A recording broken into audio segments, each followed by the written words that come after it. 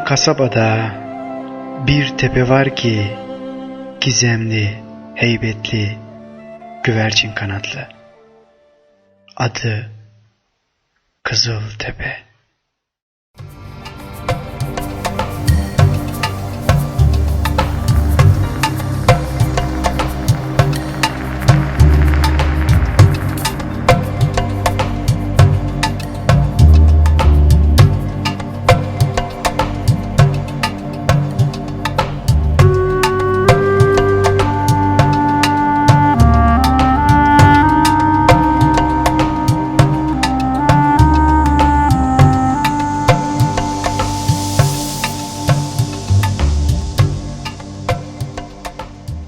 Aklım hep içinde kaldı.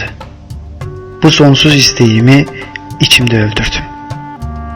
Ben öldüğümde ise eteğine gömsünler beni, Kızıltepe'nin.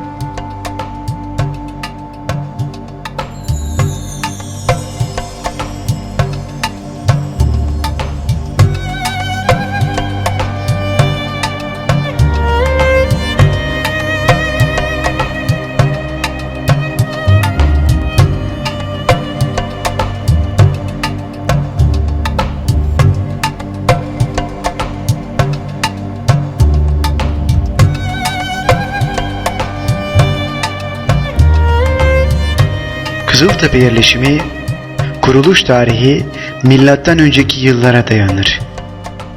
Bu tarihi eserler ve bugün harabe haline gelmiş eski yerleşim merkezlerinde bulunan kalıntılara dayanır.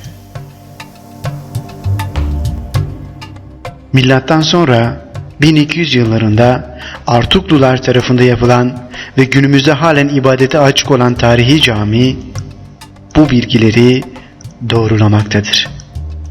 Buna göre ilk yerleşim alanı bugünkü şehir merkezinin 10 kilometre güneyinde bir köy yerleşmesi olan Haram Hattat'tır.